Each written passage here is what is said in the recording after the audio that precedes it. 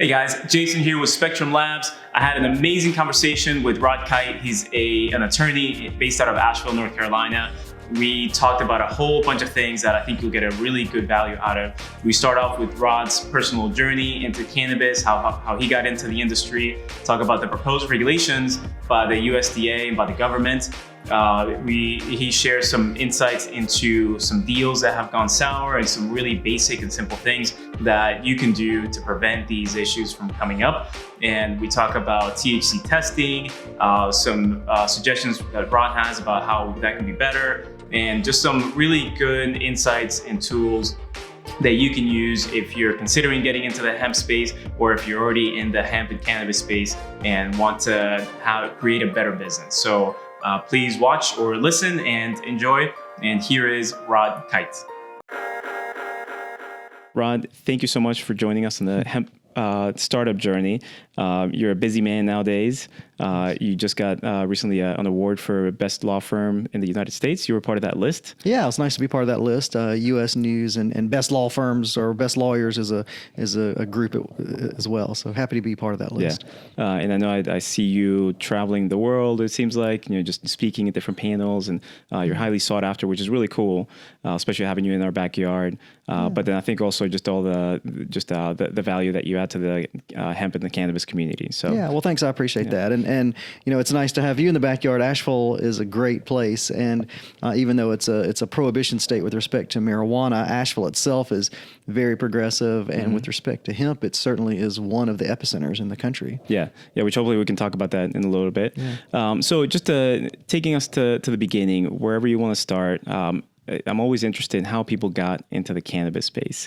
And I just read recently your Why I Am a Cannabis Lawyer article. So wherever you want to start, how did you get into this space? Yeah, sure. So I have smoked cannabis since college. Actually, I didn't in high school, which in retrospect is, I don't know why, but I did in college and always thought that it should be legal on civil liberties grounds for sure. But I never gave much thought to it as a career or anything else. I had cancer about 10 years ago, testicular cancer. And even though I had heard about the use of marijuana as an aid to different types of ailments, including chemotherapy and its effects, I didn't really think to try it. In fact, I thought, well, that'd be a cheap excuse to get high. This is serious. I'm gonna take this seriously. But about maybe a third of the way into chemotherapy, my brother came up to visit me. I had different family members from my hometown of Augusta, Georgia, coming up to help out. My wife, Ashley, came up. We were dating at the time. But my brother was up, and he checked on me and then went downstairs and lit up a bowl and started smoking some pot and listening to music. And I had been in bed all day feeling really bad. And I thought, well, I've got nothing to lose. So I went downstairs and, took a hit off of his bowl, not really expecting anything. It was more just something to do. And I felt remarkably better. I mean, it was stunning, really, the effect that I felt. And at that point, I realized that medical marijuana was actually a thing. It wasn't just a Trojan horse for legalization. And again, to be clear, I believed in full cannabis legalization, but I realized that the medical piece was not only important, but really was the most important thing.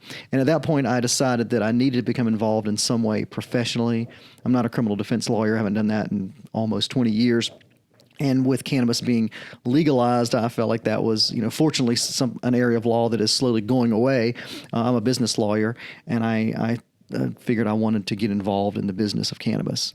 I live in a prohibition state, and that was a little bit tricky. I got licensed in Oregon thinking I would just sort of figure it out, and after getting licensed, I started reaching around to try to find some materials that would help me to understand the law. If when a lawyer goes into an area, whether it be workers' compensation or tax or criminal defense or securities, there are horn books and lots of legal reference guides that you can use to learn the subject matter. And there was not a legal reference guide for cannabis law. To my knowledge, there still isn't. And so as part of my learning process, I actually wrote a book called Cannabis Business Law, What You Need to Know. And what I did is I pulled from all the different sources that I could find, whether it be local cases in various jurisdictions to blog articles I thought were good, news articles, so on and so forth, and created a book that was designed to sort of provide the lay of the land for people entering the cannabis industry and for other lawyers like myself who were kind of looking for the parameters of what it meant to be a cannabis lawyer. And that started the journey. But I guess to sort of wrap up this little segment about how I got started, the way things really took off for us is I started blogging back in 2014, 2015, and it was right around the time that the 2014 Farm Bill came out, which is, many people probably remember, legalized industrial hemp when it was in the context of a state pilot program. And that was the beginning of the CBD journey. And I had people calling me, asking me about the legal status of CBD. And frankly, at the time, I didn't know. I thought, well, I'll go check it out. And I could not find anything of any value on the internet or talking to folks. And so I dug in and created a theory, the source rule, which just says that CBD is legal or not based on its source, and started writing and blogging about it. People responded and started reaching out, and the journey really took off there. I got a lot of great clients, and those clients were on the cutting edge, almost daily dealing with issues that were new and novel, and I helped them to navigate it, and that helped, educate them, educated me, and we've been going from there. Yeah. And so that was when you first got into it, that you were living here in Asheville? Living here in Asheville, yes. Okay. I've been in Asheville for about 20 years now. Okay. So you mentioned we're in a prohibition state in North Carolina. Right. What do you think Asheville seems to be? Almost like the Silicon Valley of hemp right. at this moment. Like, any insight into that? That's a great question. I think that Asheville has been known for most of its history as a progressive place, despite the fact that it's small and it's nestled in the mountains of western North Carolina. It's been a place where, since at least the turn of the century, the tycoons of industry would come to vacation and to, we've got the Grove Park Inn, we've got the Biltmore House, which is built by Vanderbilt, and so it's always been a place that's drawn people from all over the country and even the world. And I think that brings with it a certain amount of different perspectives on things. But who knows? I just know that Asheville is really a progressive place, and it's a very cannabis-friendly city for sure. I think if you were to take a poll of people in the city limits of Asheville as to whether or not marijuana should be legalized, it would probably pass like with a super majority. Oh, absolutely. Whereas the rest of North Carolina is not quite there. I mean, just right outside of Asheville, right? Like, so we have a retail store where we're getting back up and running, and we're going to focus on hemp products. Right. Every once in a while, we have someone that comes in, and you're just sort of walking around the area, and somebody just came in recently and like, oh, what do you guys do here? And we said, oh, we do hemp, CBD, that kind of thing. Right. She literally just went like this, like, oh God, no. Like, got a physical reaction. Yeah. Right. She just ran out the door, it seemed like. Yeah. It's a beautiful place and just really interesting with all the different personalities that are such advocates for this product. Oh yeah, there are a lot of advocates and a lot of different types of advocates. And I think we're in downtown Asheville in my office right now, and I think if I could kind of throw a rock from here, we could hit 5 different, stores or businesses involved in hemp, if not twice that many, and all of them have a different take on things. Mm-hmm. You've got people who are focused very much on health and wellness. Some are more on the sort of hippie side of things. Some are very contemporary and focused on sleek branding and so on and so forth. Mm-hmm. There's a lot of different perspectives in the industry. So if we can change gears for a second. So my business, we're in the extraction business. So we source or we purchase hemp from a cultivator. We're trying to so far we have just kept all of our purchases to North Carolina, just trying to keep that, the local economy going. But we've certainly heard of a bunch of horror stories in that transaction world. Between cultivators and extractors and to retailers or someone else. Do you have any stories there, and then maybe just some sort of lesson that people should be mindful of like, here's how to do better or how to avoid these situations? Sure. Interestingly, this issue about having bad transactions in the hemp and CBD industry really can be remedied pretty simply by all parties adhering to sort of normal business practices. And so rather than one story, what I see is people taking this business so casually and often doing very big deals, hundreds of thousands, if not millions of dollars by text message. They sometimes don't even know the last name of the person they're dealing with.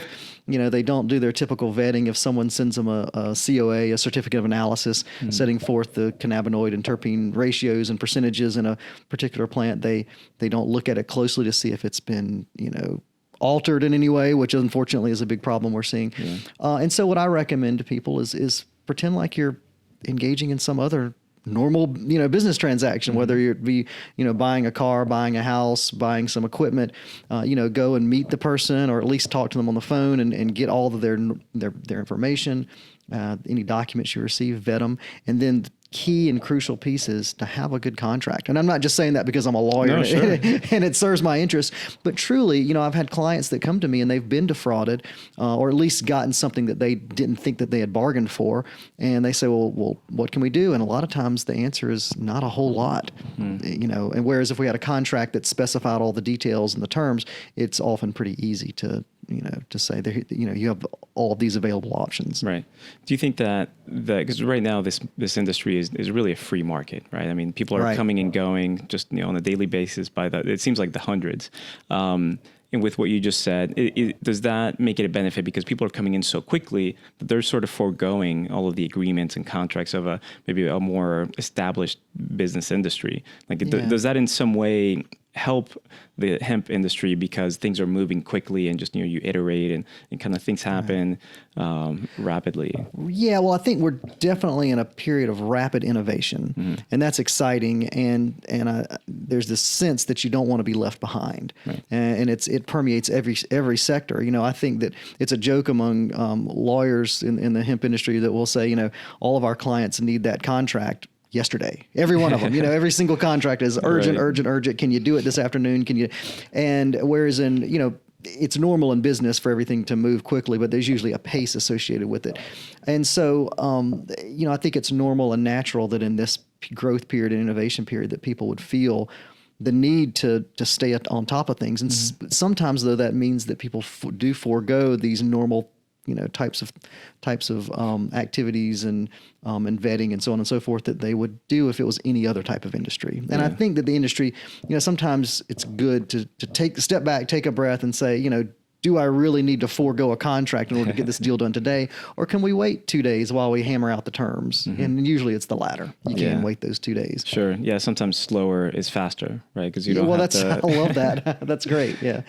Slow and steady wins the race. Yeah, exactly. So, all right, let's switch gears again. So, the USDA, you guys wrote a few articles about this. Just came out. Was last Tuesday or the past few days? I actually published one this morning too. We've written as of now 5 articles or so. Yeah, just because it's a lot of it's 161 pages, so a lot to digest. Quite a bit. So everybody's talking about it. There's some folks that are just not reading the whole thing and freaking out. Frankly. Right. So from a high level, can you give us your initial thoughts on what the USDA is saying right now? Yeah. Well, I think that one good thing I can say, and unfortunately there are a lot of bad things I can say, but one good thing I can say is that this industry needs some regulation. For sure. I don't think that anyone really disagrees with that. Of course, a lot of people disagree on what that regulation should be and how far it should go and so on and so forth. And so I think the fact that the USDA put together a pretty comprehensive set of regulations in a relatively short amount of time, at least for a federal agency with such a broad, project and big, deep project. I think it's good. But from a high level, there are a few things that I think are really important that people need to know. The 2 biggest issues that I see have to do with testing. One has to do with testing for whether a cultivation or a hemp product is lawful. And the big issue is that the USDA has adopted the total THC standard. And we can talk about that if you want to and get into it. But the other issue has to do with the testing facilities themselves. As you're probably aware, and a lot of your listeners and viewers are aware, there's already a backlog with hemp that's trying to get tested. There are just not enough analytical testing labs in the country to test the hemp that's coming out. And hemp production is rapidly increasing, and I don't see the rise of analytical testing laboratories keeping up with that rise. Well, the USDA has said that now analytical testing labs have to have a DEA license to deal with Schedule I drugs, and most don't have that license. And so we're actually removing analytical labs from the equation and then also burdening them with this additional piece that they have to do. And I can talk about that as well. But those are 2 of the biggest problems I see with the plan. And then I'll wrap up this little piece by saying one other benefit that I see, and the USDA has said this over and over again, but the regulations do expressly state that a state or tribe cannot interfere with lawful hemp transport through its jurisdiction, and that has been an issue this whole year, and I'm glad to see it as part of a regulation. Yeah. So let's talk about the testing. So Sure. I know you don't exactly believe in the proposal. So can you explain what they're proposing and what would be a better option? Yeah, sure.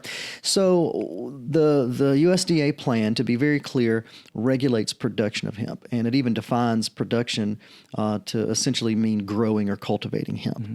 And it prescribes testing methods that either apply when someone is licensed by the USDA, or that must apply in a state that opts to regulate its own production. And the not to get off on a tangent, but the regulations specifically authorize a state to implement its own regulations governing hemp production, but only if they submit a plan that's approved by the USDA. So in either circumstance, the USDA has prescribed testing protocols for pre-harvest hemp to determine whether it's lawful hemp or whether it's unlawful marijuana and needs to be destroyed. And it has adopted what's become known as the total THC standard. And the law itself, the 2018 Farm Bill, defines hemp as cannabis sativa with no more than 0.3% Delta-9 THC on a dry weight basis. There are different forms of THC. One is the acid form, which is commonly known as THCA. And although it's not part of the statute, what the USDA regulations are requiring is that for the Delta-9 THC concentrations to be measured, but also that the THCA, or what they call potential Delta-9 THC concentrations to be measured. And not to get too bogged down in terminology, essentially what the USDA is saying is THCA, under certain circumstances, primarily when it's heated, can be converted to Delta-9 THC. And the regulations want to account for that. They call it potential THC. Mm-hmm. The idea being, I think, the rules didn't specifically reference that, but most people assume that the USDA is concerned about smokable hemp. And so you can take a hemp bud or hemp flower with very low Delta-9 THC concentrations, but with relatively high THC concentrations, smoke it, and potentially catch a little buzz. Sure. And that's because when you heat THCA, a lot of it decarboxylates and converts to Delta-9, so you're actually ingesting the Delta-9.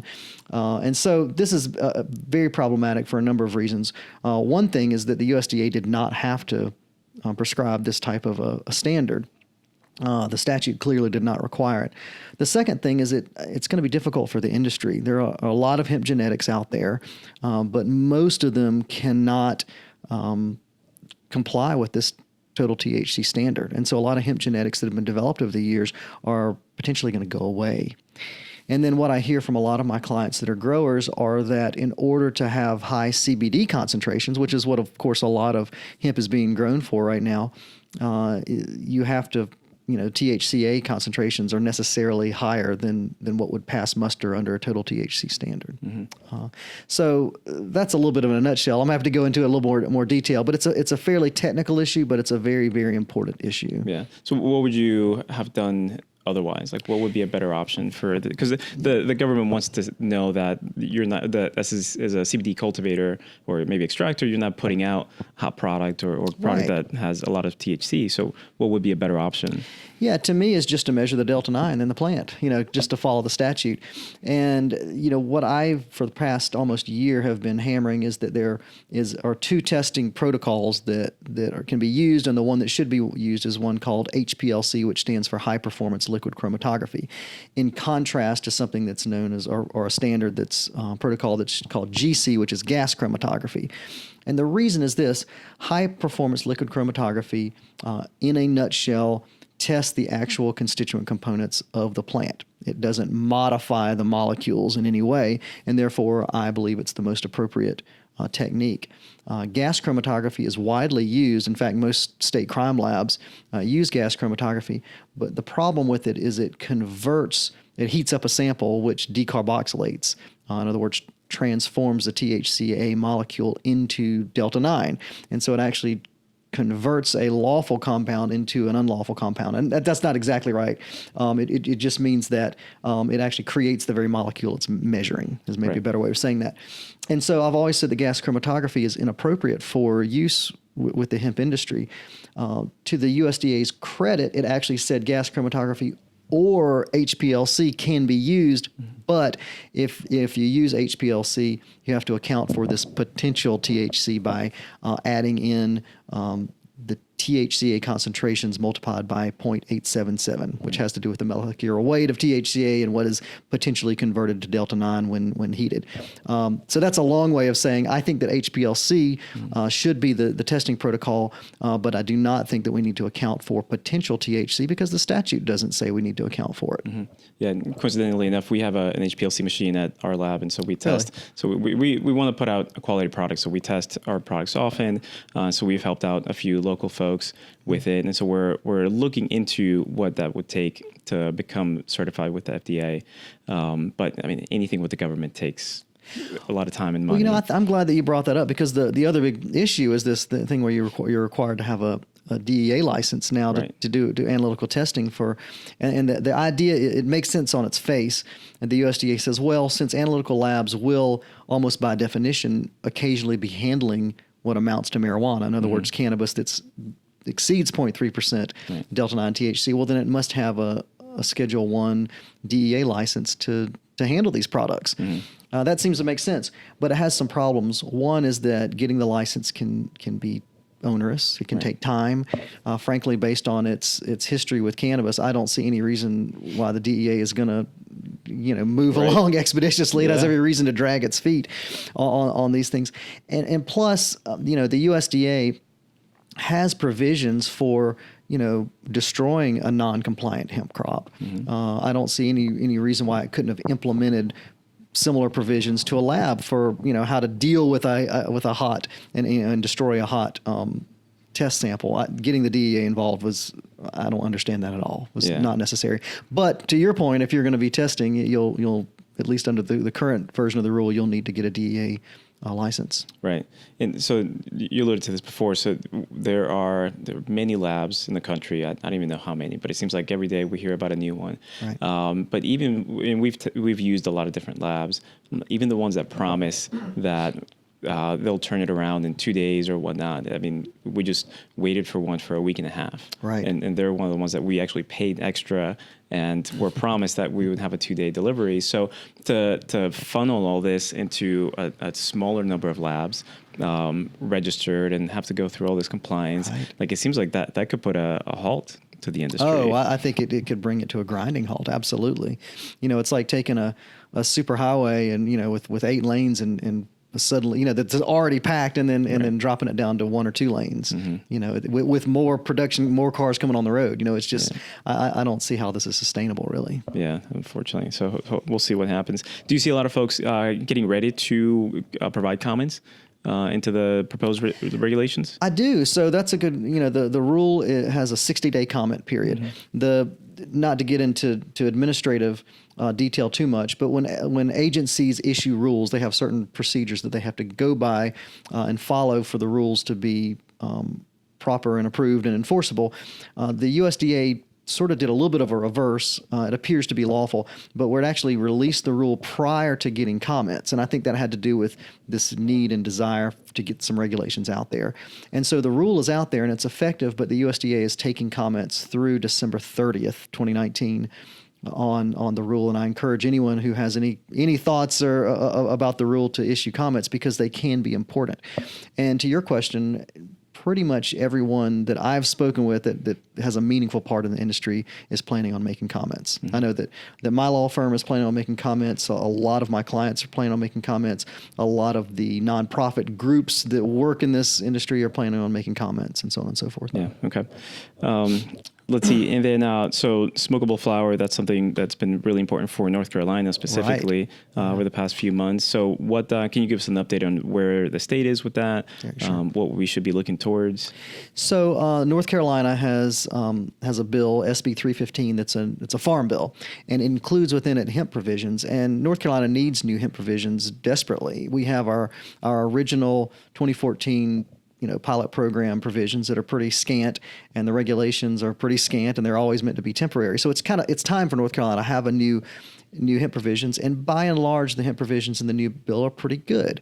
The problem is that they carve out an exception for what's called smokable hemp and make it illegal to possess or to sell without a license. And it actually can be a crime to do so. And we contend that that's unlawful. Because of this provision, the bill has been the subject of a lot of controversy, and a lot of people are pushing back against it. It's actually gone back and forth between two prominent members of the House and the Senate, and they're having a little bit of a war over it as well. As the bill looks right now, as we sit here on November 7th, excuse me, there is a bill that says that smokable hemp will be illegal as of June of 2020. Crucially, though, the bill has not been voted into law. There are some other provisions totally unrelated to hemp that the House members are battling over, and so they haven't been able to get it voted into law. If they do, and there's a possibility they could do it this fall, maybe next winter, then we are hoping that Governor Cooper will veto it. Mm-hmm. Because it's pretty clear that these provisions are preempted by federal law and are unlawful. Let's see. So talked about a lot of potential issues, USDA regulations, smokable flower. So what, for entrepreneurs and business owners in the hemp and the cannabis space right now, what should we be preparing for to have a likelier chance of succeeding, right? I think there's some sort of fly-by-night entrepreneurs. They want to just kind of make a buck, but the people that want to be in it for the long term, that want to succeed and help people and make a business, what are the kinds of things that we should be looking for in the next maybe 6-12 months, and the things that we should be planning for today? Right. Well, that's a great question, and we do a lot of help with people who are trying to establish good fundamental businesses that they can exit successfully down the road, or that will generate a profit and do well in the market. And I see a couple different things. One is that it's just crucial to stay abreast with regulations and changing laws. And again, I say that not because I'm a lawyer, and that's what we focus on, but that's just where the industry is right now. There will be a time and place, probably years from now, where things are pretty straightforward. You have the auto industry, you have the bicycle industry, you have the corn industry. You can name any number of industries, and while there is an evolution and things change over time, it's usually at a pace that you can keep up with pretty easily. Right. In any new industry, and you can think back to the tech industry and its emergence, and the emergence of the cannabis industry, things just happen so fast that you will not be successful unless you can keep up with the regulations. So that's a key piece. Another piece, and this sounds maybe trite, but I think you have to distinguish yourself.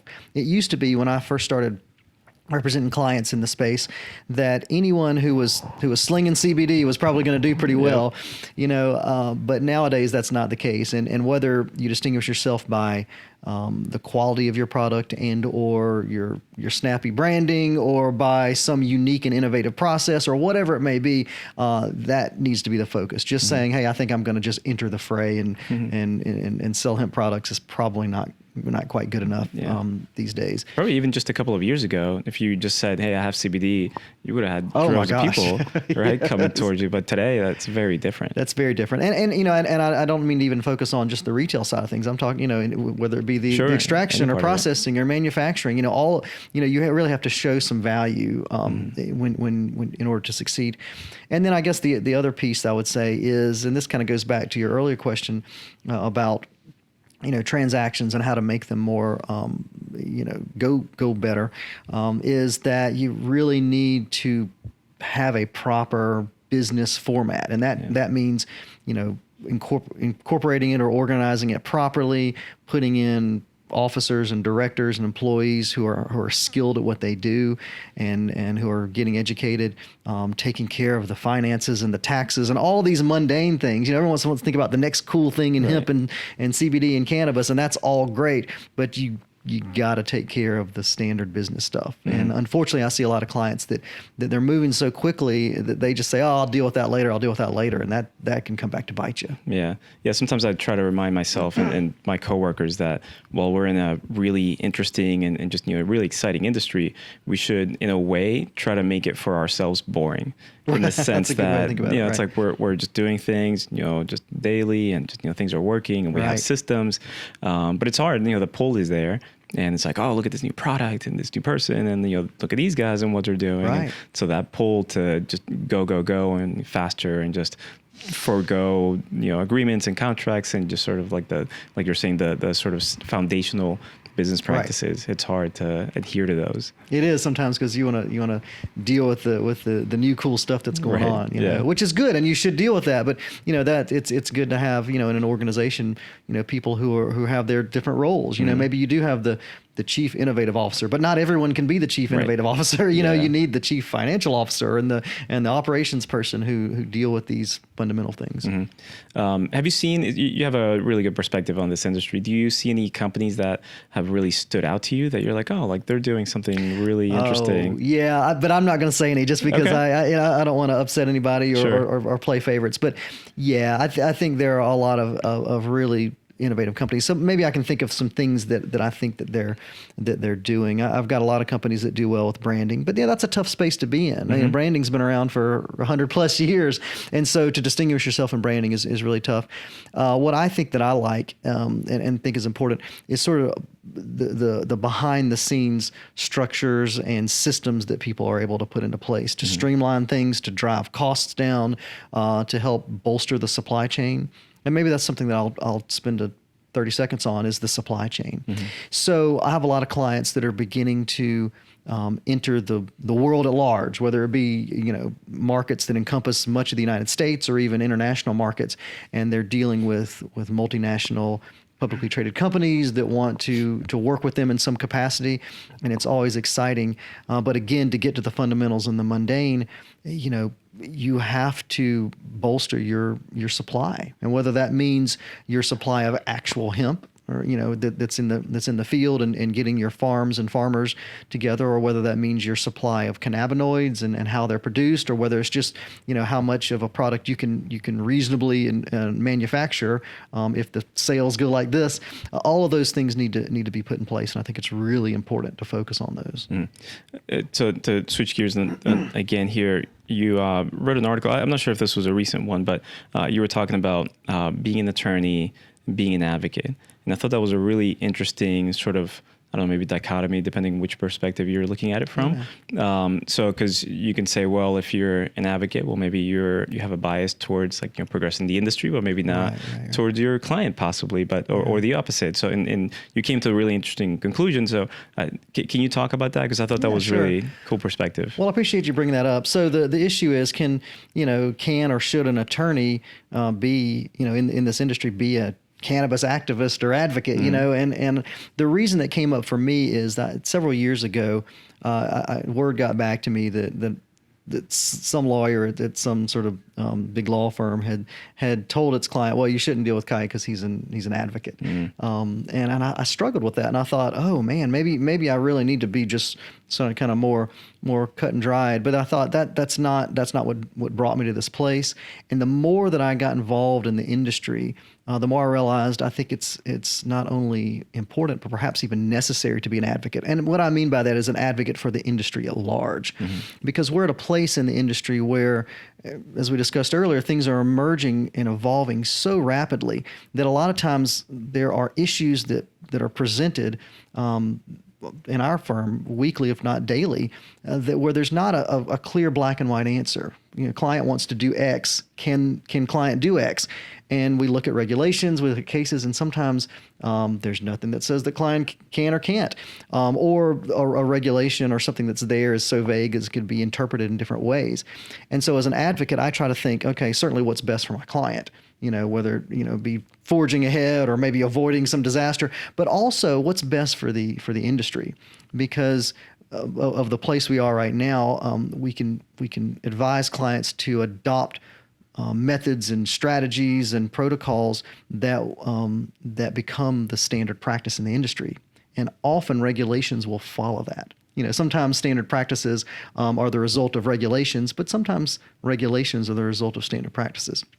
So in any event, to circle back around to the advocacy piece, I think it's important to understand the industry and to be passionate about it so that you can be forward thinking in terms of what's good for your client and what's good for the industry at large. Yeah, fantastic.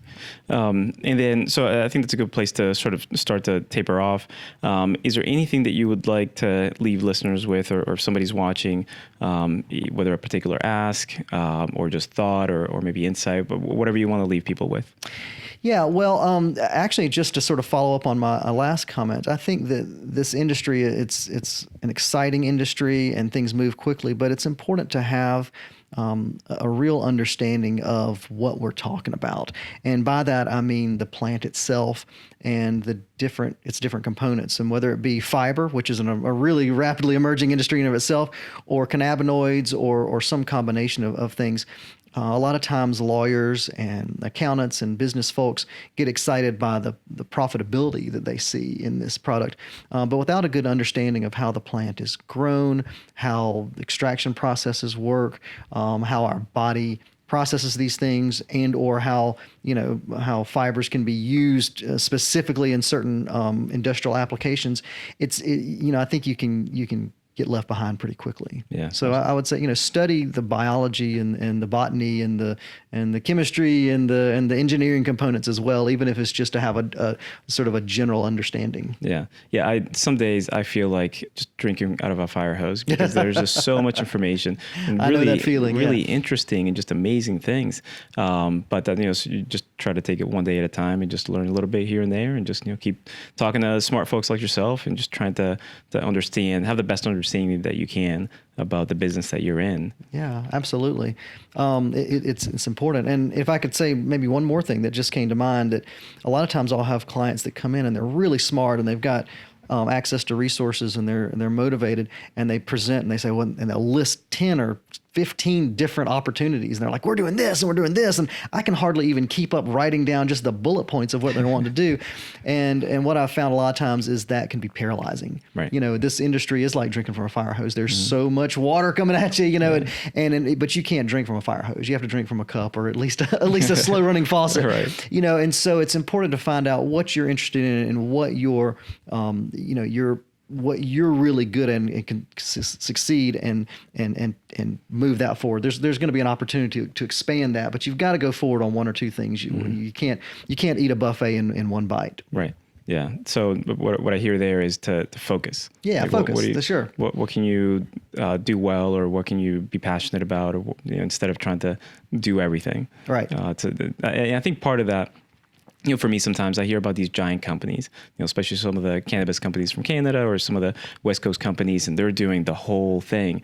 And sometimes you think like, oh man, like maybe we should be they're trying to do that. We can, we're a small company, but it's almost like that glorification of, look at these giants, It is truly. Right. But, as a small company, just, I guess that's part of the story of America, right? You start in your garage and you build up from there, but you have to focus. That's exactly right. Yeah. Apple was started in a garage, literally, right? Yeah. So, right. Nice. So, thank you.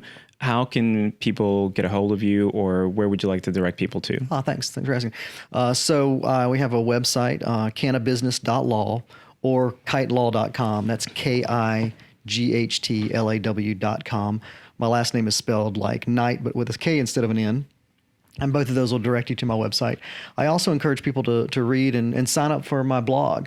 And the reason is I say we because I have guest contributors and also my associates write, but I try to write, most of the articles. We try to not just present information. We don't typically, here's an article that was just posted in some media, you should read it. We try to take an issue that's important and break it down and analyze it and do that as a public service to help the industry and to help our clients. So I encourage people to sign up for the blog. Yeah. So I know for folks that are listening, I've subscribed, a few weeks or months ago, and I've certainly gotten a lot of value out of it. So good. I would encourage a lot of folks to definitely subscribe. And I think you usually post on maybe LinkedIn and in your blog newsletter as well. Yeah. So I think you can be found found in a lot of different places. LinkedIn, Facebook, and Twitter, and Instagram. All the all the contemporary places to be. Right. You're not on TikTok yet?